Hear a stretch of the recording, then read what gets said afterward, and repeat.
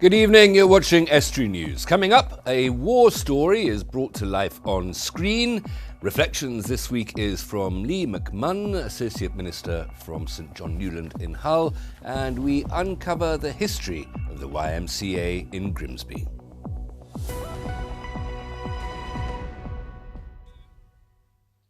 Welcome to Estuary News, I'm Hugh Richards. Time now for the news headlines.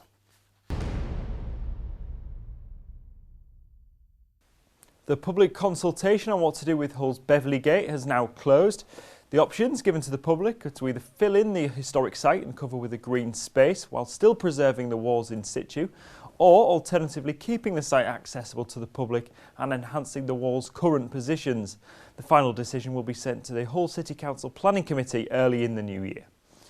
In the last year, local councils in Yorkshire and the Humber have been inundated with over 26,000 requests for help from people on the brink of homelessness, new analysis from Shelter has revealed. The shocking findings based on government statistics show that the number of requests has risen by 54% in the last 5 years. Last year, over 3,000 households in the region were made officially homeless. The Grimsby Care Home received special visitors to celebrate its refurbishment. The Mayor and St Nicholas looked around Bradley House Care Home, which the Care Quality Commission said required improvement after an inspection earlier this year. The home's managers say a lot of work has been done to transform the home and improve residents' quality of life. There was some issues with the home. We are inspected by the Care Quality Commission and it was recognised that some improvements needed to be made. We also wanted to improve the life of the residents. Yeah, it was a lot of work. We have had every room decorated, new carpets, new curtains, a new activity room between now. We also appointed a new activity coordinator that's doing some activities with the residents as well. Whiting Mill on Hesel Foreshore is set to be restored thanks to a Heritage Lottery funding. The mill sits within the Humber Bridge Country Park and can be seen from the A63 and the Humber Bridge. The project aims to carry out essential conservation work to the Grade 2 listed mill building and construct an accessible pathway from the Tourist Information Centre to the site. East Riding of Yorkshire Council have been awarded £36,000 to further their bid for full funding. And Humberside Police are appealing for the victims of a crime in Bridlington to come forward. A man has been interviewed by the police for trying car doors in the Tennyson Avenue area of Bridlington, and whilst being questioned has admitted to recently stealing 2 car stereo fascias in the same area. And that's all the news for now. You can contact us by calling news@Estuary TV or by calling 01472 315553. That's all for now.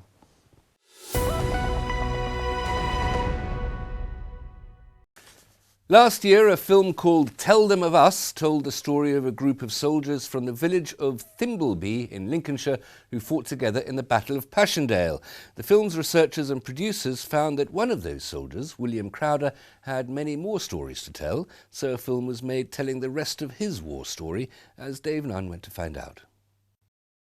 He's one man who was part of a cog in the turning wheels of history. William Harrison Crowder was one of a group of soldiers from Thimbleby in Lincolnshire, fighting on the Western Front in France in 1918. The Crowder family story was told in a film made last year called Tell Them of Us, about the death of William's brother Robert in the Battle of Passchendaele. Now the film is getting a follow-up called William's Story, about the extraordinary event William found himself in after a major German offensive in spring 1918. In 1918 he was involved in the first day of the German spring advance on March 21st. He was out in a forward observation post with 3 or 4 Scottish telephonists and a junior lieutenant when the Germans came over in their thousands. And he was the first person to send a report back to brigade that there was actually an advance of troops behind a very severe barrage of artillery which started at 5 o'clock in the morning. His last message was about 10:30 in the morning. The line went dead and everyone assumed that he was either captured or killed. William was captured in the ensuing battle and was sent to a prisoner of war camp at Groudon in what was West Prussia. He stayed in Groudon until the end of the war, where he made it home to Lincolnshire for Christmas in 1918. Nick Loven, who directed both Tell Them of Us and William's Story, says the second film was a lot different to film and changed focus from the family left behind to living with the effects of what happened during the war. Very different to the first film, because the first film we wanted to really tell the story from the perspective of the family left behind, because that's the sort of story that doesn't get told very often. In the second one, as well as covering his life after the war, we wanted to go in depth into what he went through, at least one of the things he went through when he was captured on the front lines. And so being able to do that, or choosing to do that, was quite difficult. For the film's producer, William's story was the opportunity to take the sadness and anguish suffered by millions during the war and tell it on a more personal and emotional level. I felt that the First World War is so traumatic. The numbers of dead are just so hard to comprehend. It's so vast and so horrific that I wanted to take a small story, just one story of an ordinary man, and tell his story in a very personal way, because it's much easier to relate to the sadness and sorrow and tragedy of one small group of people than it is to the thousands and millions who were affected. Nick says that stories like William's are important to tell and transcribe for millions to see. He says that with direct first-hand accounts running out, it's important to preserve these stories for history. So I think, particularly now when we are losing so much of the living memory of the time, there's soon will come a time when even World War II, there's nobody alive who remembers it, and so it's important to try and capture these memories and keep them alive. You're watching Estuary News. Still to come, it's time for another weekly reflections, and we'll have all the latest sports news and results. Dave Nunn is with me now on the sofa to tell me a little bit more about that fascinating film you've been covering there. So yeah, the film obviously is called William's Story, and it's actually a sequel to a film called Tell Them of Us, which was made last year, and that follows the story of the group of soldiers from Thimbleby in Lincolnshire, went off to the First World War, went and fought, and quite a few of them died in the Battle of Passchendaele in 1917, but obviously, as we alluded to in the package, William Crowder survived. This is one of the Lincolnshire Chums regiments, wasn't it, the Lincolnshire Pals regiments. How long did he survive? He obviously survived the First World War. What happened to him after that? Well, he carried on fighting through the war up till the German Spring Offensive of 1918, which was called the Kaiser's Battle. And what happened is the essence of this offence was to try and outflank the British Army at the Somme, defeat them there, defeat the French, and then obviously get a tactical and military victory. It didn't quite work out like that. They only got a tactical victory. The military victory obviously didn't happen because the Germans couldn't supply their frontline soldiers, so they quickly ran out of steam. But what happened to William was that he was on the front line of this offensive. He was in an enlisting post with his CO, which was apparently some Scottish guy whose name I can't remember. That's all right, fair enough. And he was relaying messages back to the command when a massive ton of German soldiers came running towards them, and the communications line went dead, and people thought he'd been killed, but he actually survived and got taken to West Prussia to a camp called Graudens, which was a prison camp. And that name might sound familiar, because it was also the site of a Nazi concentration camp during the Second World War. That would have been 25 years later. 25 years later, yeah. But he got taken to the Graudens prison camp in West Prussia in Poland, where he served out his time in 1918. Well, I mean, just first of all, a couple of details there. That communications post, that listening post, there's no radio then. This was in the days when somebody had to go and bury a wire from the command post to wherever the observation post was, which was tricky, dangerous work under fire. Yeah, especially in a battlefield as well, when you've got mortar shells landing around you and all gunfire coming past you. I can't imagine it would have been a very pleasant job, but of course someone has to do it. It's a vital job to do as well, because how are you supposed to communicate back what's happening to the command if you don't lay a line? So. Command and control, got to keep command and control. But so it's 1918 that he was captured, that he was taken prisoner. So it wasn't much left of the war for him to have to sit out. He was only in captivity for a brief while. No, well, the offensive started in March 1918, the German offensive, and he was captured very early on. And he made it back to Thimbleby in time for Christmas, 1918. So if you plot it out, the war ended in November, so he must have been in there for a fair bit of time. Well, a matter of months, not, Yeah, a matter of months. not a great deal of time. But I suppose no one wants to be in a prison camp for that long anyway. Well, but of course, and the reason that tactical advantage that the Germans had in that final push of 1918 was destroyed by the strategic collapse of their support logistics back home, and that effectively there was no Germany for them to continue fighting for. The regime had imploded. And that was how the war was won. It was the political disaster in Germany rather than any sort of military. Which worked out well for us, because I know the Germans were probably outnumbering us at that point as well, especially after some of the nasty battles we'd been in by that point in the war as well. Well, and especially when the Russians had pulled out after the Treaty of Brest-Litovsk in 1917. You certainly know your history here. We're getting a bit grand strategy here. Let's get back to our man. He survived the war. How did he spend the rest of his life? He lived out his life in Thimbleby, Lincolnshire. He married, I can't remember the woman's name now, but he met her before the war, this woman, and he married her. And he lived out his life till 1977 when he died. So he lived for a very long time. And he must have been, in his 70s or 80s when he died? Yeah, he was in his 20s when he was in the events of William's story. It's just that the original film, Tell Them of Us, of course you'll recognise the quotation at Simon Ides' memorial, Tell them of us passer-by, that at their word here we lie, the memorial to the Spartans at the Battle of Thermopylae, as I'm sure you already knew, Dave. I definitely knew that. Thank you very much for coming in. Sounds like an absolutely fascinating film. I look forward to seeing it. Thank you. Join me after the break when Lee McMahon, Associate Minister of St John Newland, brings us reflections, and we'll have all the latest local sports news and results.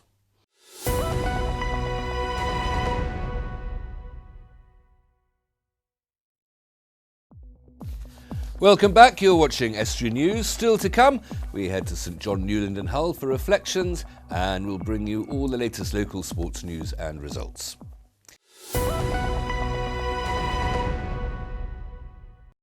A project at a local YMCA aims to uncover more of the past. The YMCA has been in Grimsby for over 100 years and it has a rich history.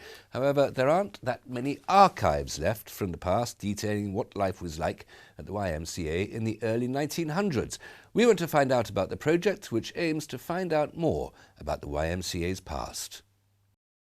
It's an organisation with roots stretching back over 100 years, founded to provide young men with healthy activities in their spare time. Now the YMCA is a huge global organisation with branches all over the world. Now the YMCA in Grimsby has launched a heritage project alongside the Cadbury Research Library aimed at preserving the past. The Cadbury Research Library holds the archives of the national YMCA, and although we hold some records of local YMCAs, we have only got a bit of information about Grimsby and Cleethorpes. So we're hoping that this project will help to build a better picture of the YMCA activities in this area over the last 100 years. The Rich History Project is aiming to catalogue the history of the YMCA in Grimsby over a 109-year lifespan, with the bulk of the work involved in the project being done by young people. The Rich History Project is very simply to research and record the history of the YMCA. It's been in Grimsby since 1906, and there's some evidence that people were playing a part in the national YMCA in the 1850s. So the idea is for the young people to research using a variety of research methods, including going to the University of Birmingham, where the National Archives of the YMCA are held, to put together that story, to identify the sort of critical points throughout the YMCA's history, identifying critical people involved. Not only is it the chance for the archivists at the university to gain valuable materials to add to the YMCA National Archive, but it's also a chance to teach young people about archiving skills. I also think that this project is also valuable because of the involvement of different community groups and of young people. So as part of the project, we're going to host visits for the young people and the other volunteers, so that they can come to Birmingham, they can view the National Archives that we hold at Birmingham, and they can receive some training on handling archive materials and how to go about undertaking this sort of research. The YMCA hopes that this project will spark an interest in history and aims to produce a book and film archiving information for future generations. We'll produce the book, we'll produce the film, both called YMCA Rich History. We will ensure that all the material that we've researched and collected is stored and archived correctly. And what we'll finally do is we'll put all of that information into a time capsule and we will bury it as part of the Trinity campus development, that in 20, 30 years' time, the young people at that time might be inspired to dig it up and find out what was happening 20 or 30 years before. Maybe they might then start their project.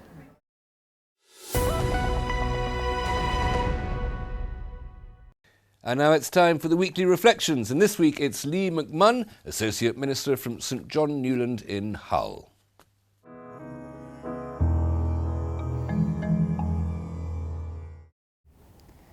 I am a nervous flyer. I'm not one of the panicking flyers, but I do get nervous when I get the opportunity to fly. But I think one of the things that would make me really, really petrified is if I looked down the aisle, looked into the cockpit, and discovered that there was nobody at the controls. That's what happens in our lives as well, isn't it? So when we don't think anyone's in control of anything, then that's when the anxiety and the fear rises in our hearts. Now, for me as a Christian, when I look at the Bible, one of the great things I discover is that at the very heart of the universe is not a something, but a someone. Not a power, but a personality. And that is deeply assuring. It's not just blind faith, but the Bible assures me that there is a someone on the throne who sits in charge of everything, and that someone is a God who cares. Now, I don't know, as you look at the world, what's your confidence? But I would encourage you, you can look at the Bible and see that there is a someone at the very heart who's in control of everything.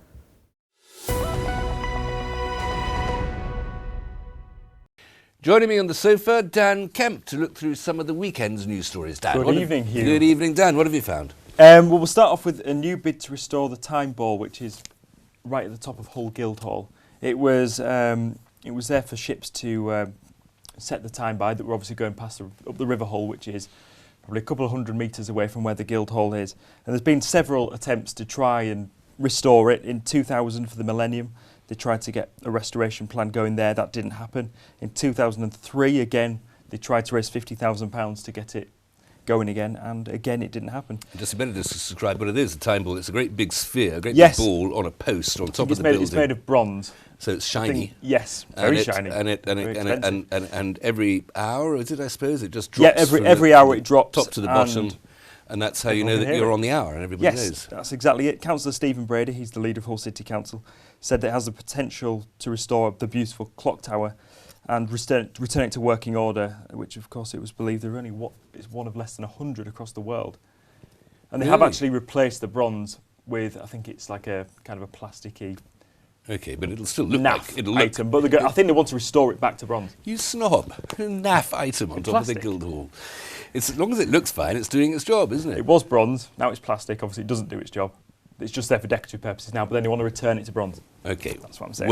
Work still to be done. Yes, what else have we got? The next story, this is in the Grimsby Telegraph, and this is that Cleethorpes Beach has been scoured after reports of fatal dog poisoning, which obviously doesn't sound great. Beach safety workers have carried out searches on the beach following reports that a dog died after being poisoned.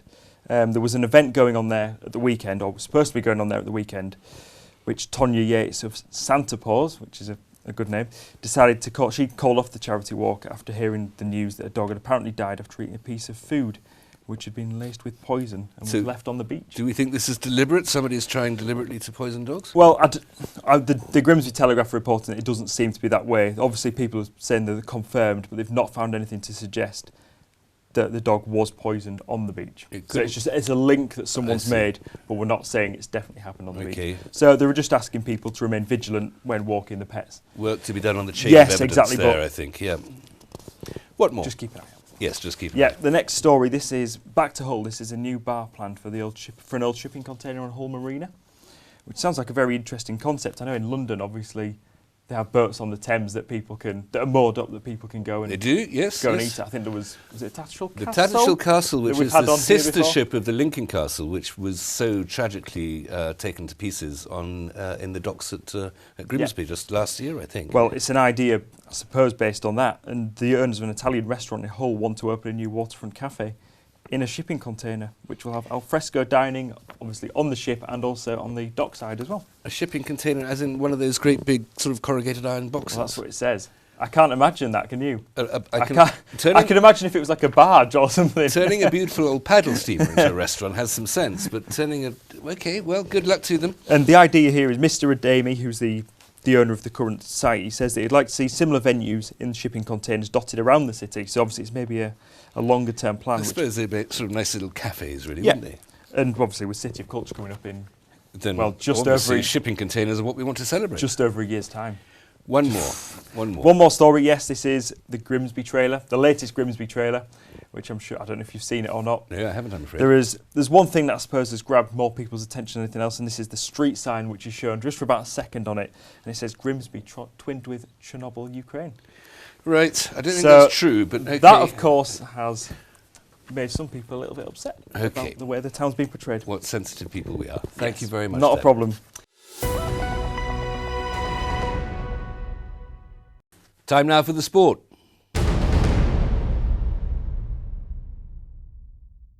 Hull City returned to winning ways on Saturday with a 1-0 win over struggling Bolton Wanderers. Striker Chuba Akpom scored his first goal since October that lifted the Tigers to third in the Championship. The win was marred though with the returning captain Michael Dawson leaving the field in some discomfort before the end. Elsewhere, Scunthorpe United took a point away from home at Port Vale as Jack King scored the Irons' only goal. They remain 14th in League One. And Grimsby Town will need an FA Trophy replay to progress to the round 2 after being held on Saturday by National League North's Solihull Moors. James Allaby scored Town's goal to set up a replay on December the 22nd. Hull FC coach Lee Radford has told the Yorkshire Post that he's never felt more comfortable with his squad. It comes following the close season acquisitions of Frank Pritchard, Mahe Fanua, Carlos Tumiavave, Sika Manu, Danny Washbrook and Scott Taylor. Boxing now, Luke Campbell suffered his first professional defeat after being knocked out for the first time by experienced Frenchman Ivan Mendy. It was on the undercard of the Anthony Joshua Dillian White fight that saw Joshua win via knockout at the O2 in the main event on Saturday. And in Rugby Union, Hull FC's National League One struggles continue after they were beaten by a single point by Wharfdale. Meanwhile, Hull AUFC's trip to Lymm was called off due to the weather, but Scunthorpe fared better, beating Bromsgrove 36-6. That's all the sport for now. You can contact us by emailing sport@estuary.tv or calling us on 01472 31553 or looking out for us on Facebook or Twitter. And that's all for the sport.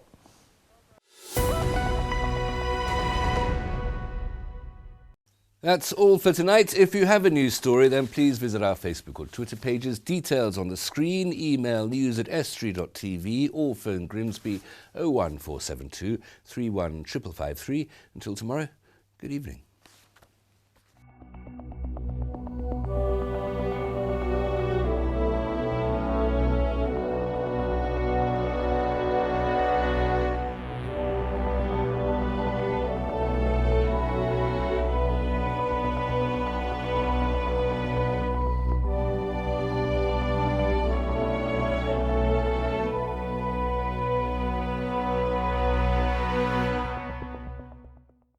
Estuary TV weather, sponsored by Rix Petroleum, your local family-owned heating oil supplier this winter.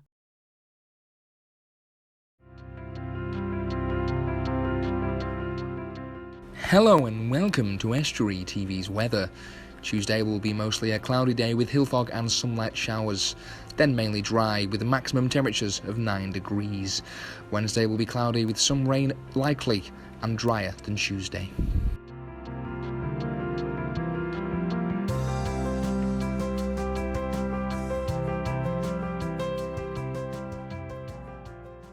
Rix, servicing the region's oil boilers this winter from a name you can trust. Get in touch at rix.co.uk or call us on 01482 838383.